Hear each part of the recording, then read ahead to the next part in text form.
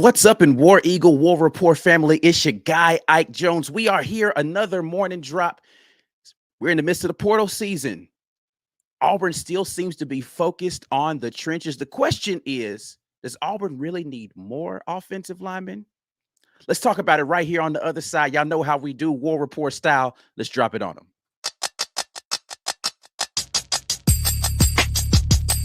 You are now listening to the War Report. Drop. Yes, indeed. It is April 18th, a Tuesday. We are here, morning drop style. You got Ike Jones, Mike G in here. The morning drop sponsored by RogueShop.com. Mike G, how you feeling this morning, baby? Pretty good, pretty good. Listen, portal is open. Yeah. It is open. And Auburn is on the hunt, man. I'm excited to see what these guys are actually going to do here.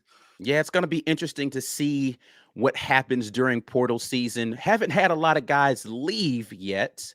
And I say yet because I do anticipate it's going to happen at some point in time. But we have seen Auburn have some interest in some people. Before we get into the conversation, you guys know what you need to be doing, which is sharing the video so we can get more of the fam in here on the conversation. Go ahead, click share. Make sure you tag us to that share so we know that you did it. And be kind. You know how they used to say with the old video commercials from like Blockbuster or whatever, they would say, please be kind, rewind.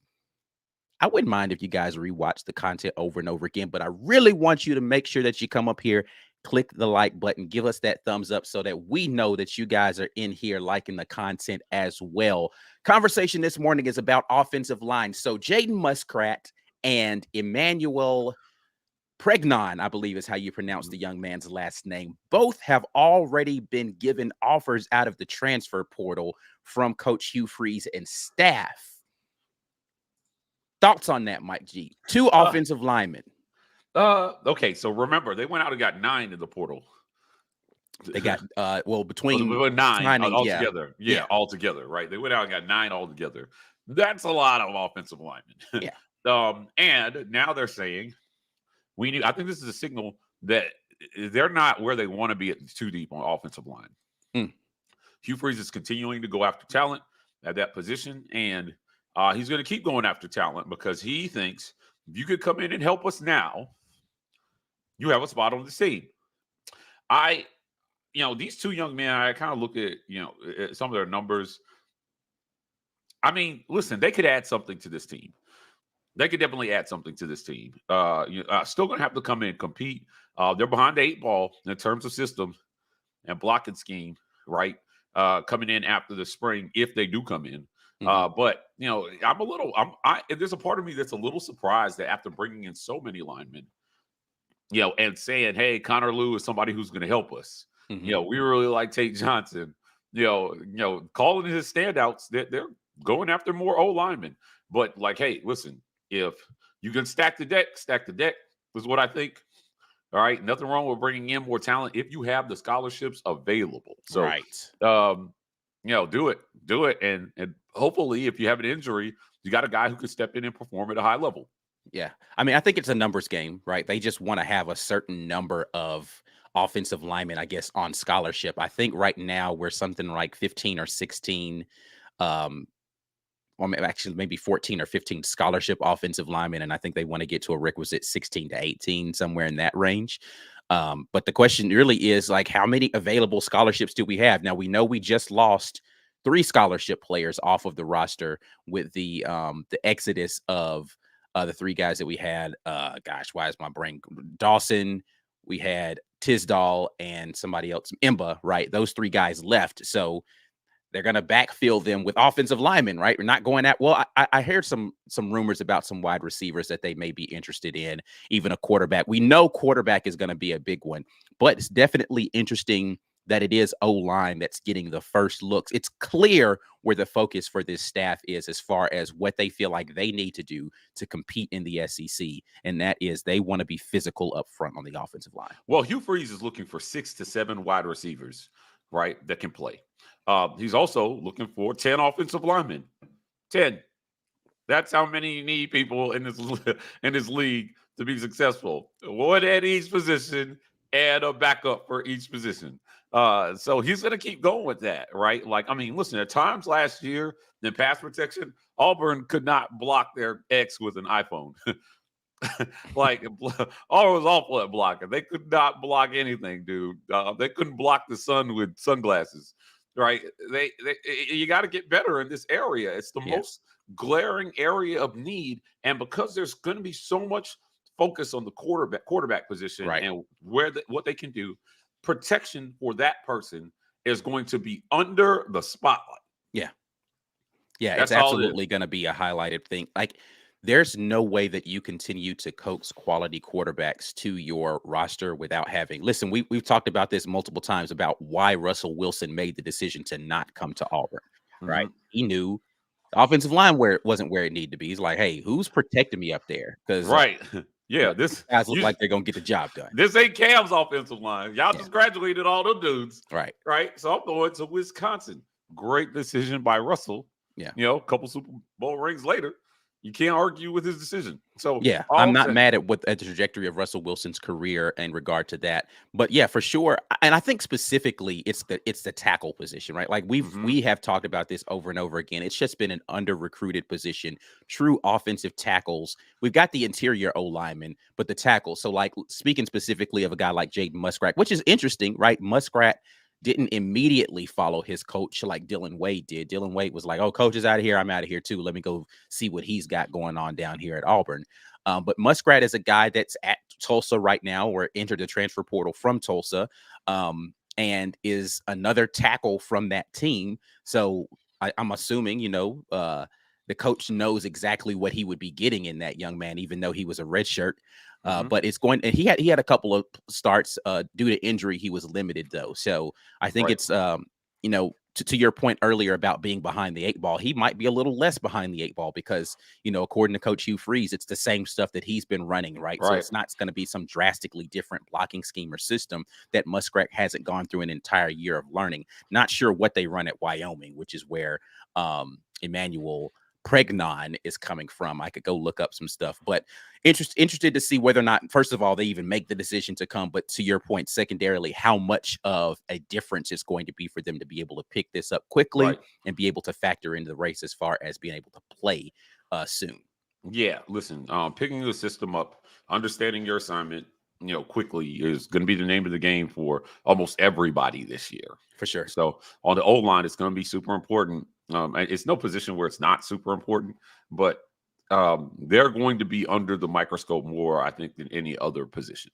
Well, having a good O-line allows you leverage, or not leverage, it allows you time for other people to figure it out. It's a luxury. If you know that you can just go out there and mash people, it means that you can run anything. You can turn around and hand the ball off 50 times a game. We know we got a stable of running backs, right? Like, all right, cool. We can't throw the ball particularly well, but just run it a bunch. We can go out there and we can mash people. We can scheme some guys open after we've run the ball down your throat, and then we're going to figure out how to get the rest of this stuff moving with the offense. But a good O-line is where it starts. And to your point that you're making, I can run my entire playbook if I can block it up. Yeah, true. And time, I think, right? Like, people don't understand how hard wide receivers are to cover when they're given time. Yeah, for sure. When a play starts to break down, it is difficult for a DB to cover a receiver forever. So those extra plays where you can give the quarterback 4 to 5 seconds, which is a lifetime, right, in SEC football. Average time to throw most years is around 2.5 seconds. So you're not getting, people are just like, oh, the O-line didn't hold up after they've been blocking for 4 straight seconds. This is a long time. That's a long time to hold off those big dudes who are bull rushing you. You have to be precise in your routes, and the quarterback has to get the ball out of his hands to help protect an O-line from looking terrible. The average fan overlooks that, right? We've seen that at times over the last 3 or 4 years where they had it blocked up, but either the quarterback held it too long or the receivers couldn't get open. Right.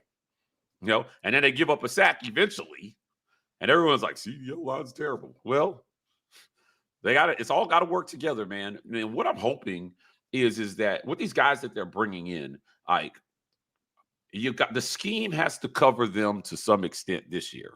Yeah. Right? Cole Kublik talked about this, man. You can scheme guys good, or you can scheme them bad. Right? Scheme them good or scheme them bad. Right? But if you can't scheme them good, you're going to be real sad. Yeah. Because, unless you got guys who could just go up there, like you said, and mash.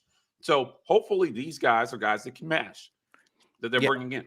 I think one of the things, too, that is interesting about this offensive line thing is having a better O-line actually gets you to a place of being able to evaluate equally and not have to rely on an athletic quarterback. You can go and say, all right, I don't need a guy as athletic if my offensive line can actually block for him. And now I can figure out whether or not we can actually have a pass offense out of this situation. So it does equalize your ability to evaluate your quarterback, because you can't just say, all right, well, I literally have no choice but to play the athletic guy because these guys can't hold up and block. So now it's a little bit more of an equal playing field. Now, it doesn't mean that the athletic guy is not going to get his opportunity. It just means that now his athleticism is even more of a bonus, because it's like he's going to have time to throw as well. But if he does get in trouble, I know this guy can make plays with his legs too. Right. Facts. So, again, if you can block in this league, you can open up your offense. Yeah. Like the playbook expands if these guys can come in and block at a high level and give Auburn something that they've been missing. Now, I'm not convinced that Auburn doesn't have the starting five already on campus. Yeah. I believe we have a solid five that exists in there. Like, listen, man, that D line, they kind of got exposed a little bit by this O line at 8A. Yeah. Particularly in the run game. But we saw them take strides last year in the run game. So they were never as bad as we thought. But they've got to show, if they shore up pass protection and they run block like they did over the last half of last season, Auburn has a chance to make a lot of people nervous. Yeah. Right. Yeah. And when I say that, I don't want everybody to say, oh, Mike G saying they can win the SEC. No, I mean, every game they play, Auburn will be somebody who makes you nervous. Yeah, it's not going to be a situation where automatic W. Yeah, we're not going to be an automatic dub on your schedule anymore. You're going to have to look at the game and be like, I don't know, man, they're kind of scary. Yeah, look what they did to Bama last year in the run game. 303 yards. Yeah, nobody's done that. Definitely have an opportunity to give some people some anxiety. But even if you're in the Auburn fan base or whatever fan base, if you got anxiety, we know a place we can send you to the Rogue Shop. RogueShop.com is where you can go for stress. Hopefully there are a lot of fans of other teams in the SEC who will be needing some Rogue Shop for the stress of Auburn being on their schedule. But RogueShop.com is where you can go. Use code REPORT. That lets them know that your guys at the War Report sent you. We're going to head over to the comments section, though, and we're going to see what you guys are thinking in regards to this offensive line situation.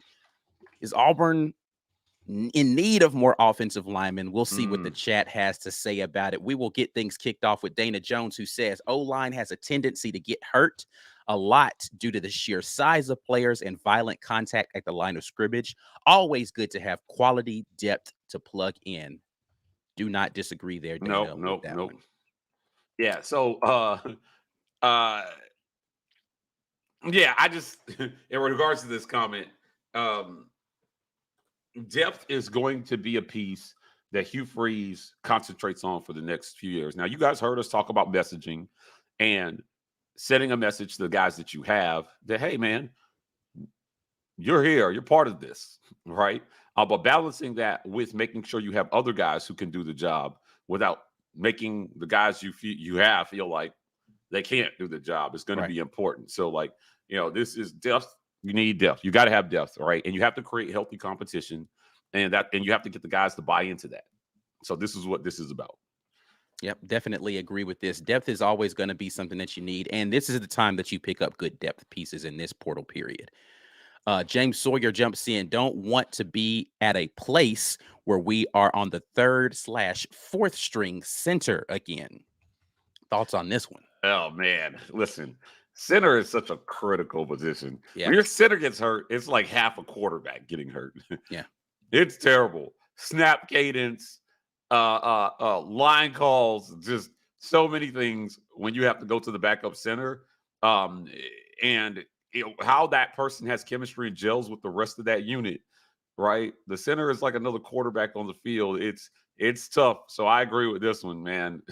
Like you don't want to go to the second string center even. Yeah, you really want to have, like, if there is one offensive lineman that you want to have consistent throughout the entirety of your season, it's going to be your center, in my opinion, because to your point, they make all the calls. And it's something that we'll look at when we get into the watch the film, talking about offensive line.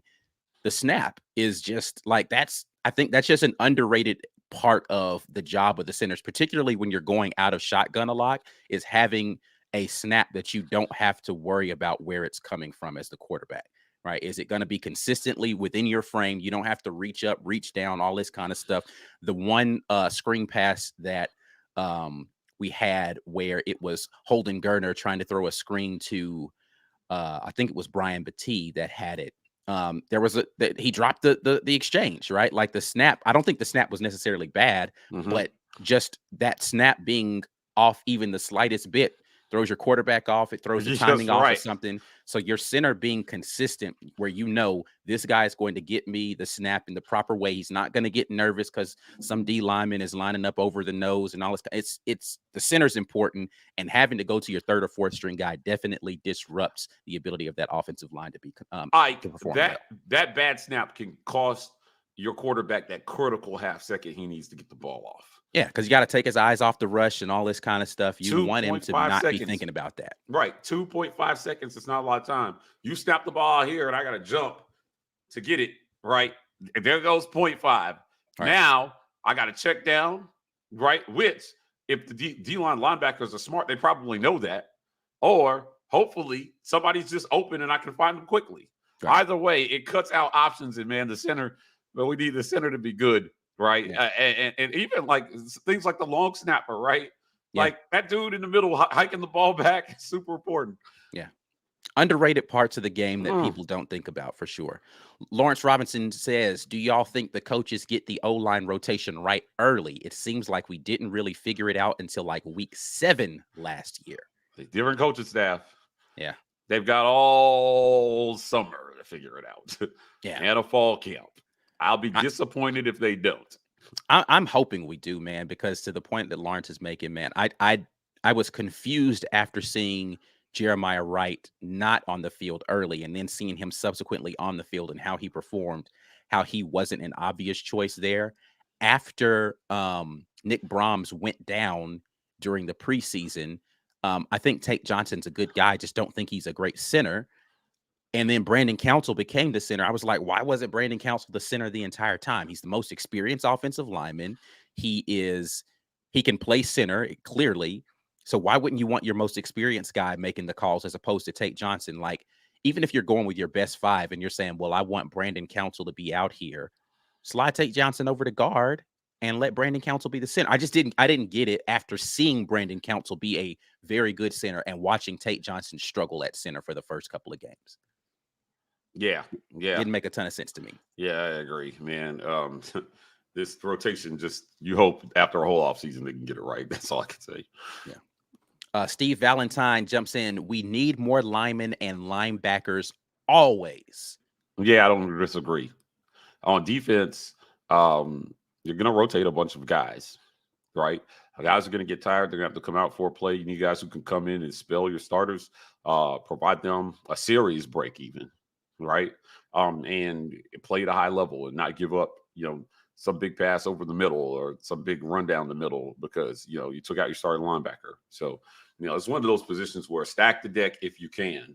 Right. Stack the deck if you can. I mean, guys want to play, right? And right now, Hugh Freeze is selling playing time. So I would imagine there are going to be guys who are going to sign up for that.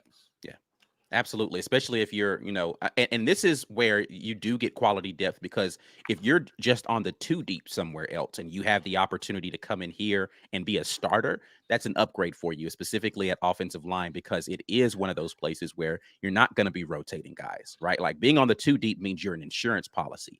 Being the starter, you're usually entrenched unless you're just playing poorly or get hurt. That's right. So you can pick up some quality pieces in the offensive line during this period if that guy feels like he's the guy and he wants to start immediately.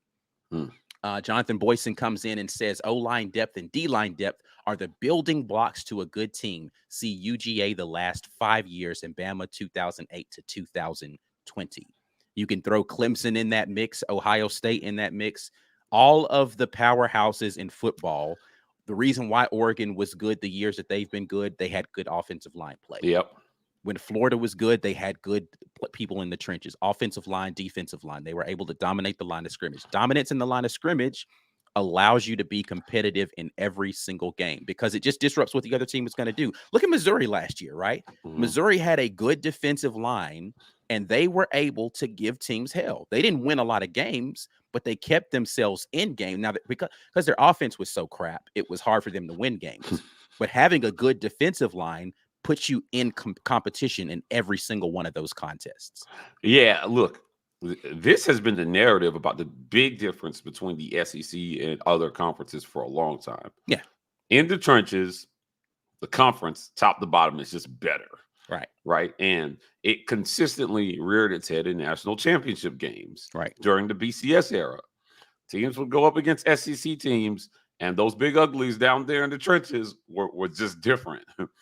Yeah, think about all the hype that Notre Dame team came in when they played Bama, and Bama just boat raced them out the gate. Last year, I mean, we don't have to go that far back. Last year, Georgia versus TCU, it was just like it's not a competition down I would argue to 2010 Oregon versus Auburn in that title game fairly stood out. Right, the D line dominated Oregon's O line. LaMichael James, the fellow Heisman candidate. Yeah, he was neutralized.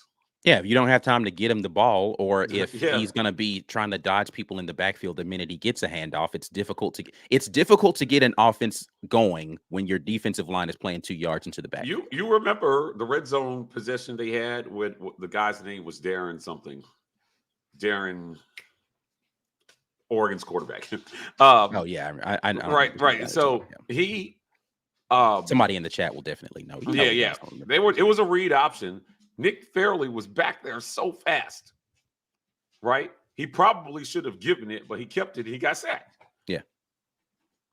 And that has been the difference between championships and championship appearances. Yeah. Right? In his D-line. So Oregon had a championship appearance. Auburn has a championship. Offensive line, defensive line.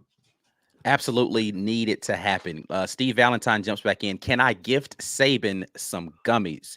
I recommend this. I am in favor of you going to the Rogue Shop. So what I want you to do, Steve, is to order something from the Rogue Shop. Get it sent to your home. Put it in a box with a bunch of Auburn stuff and then send it to Tuscaloosa, right? So that they know that this is an Auburn fan that sent it to you. So that they have something for themselves to deal with the anxiety of all that's happening down in Tuscaloosa. I am in favor of this situation right here, Steve. Steve Bradley, another Steve in the chat, says tackle that covers the QB's back is the next important O-lineman. Factual. Left tackle for a right-handed quarterback. The left tackle protects the QB's blind side. Right, that is the guy. Those guys should be best friends. They should be roommates. They should go get ice cream together on weekends. They should be as close as two people can be, because one highly depends on the other to be able to stand in a pocket with confidence, waiting for something to get open. So left tackle is super important in football.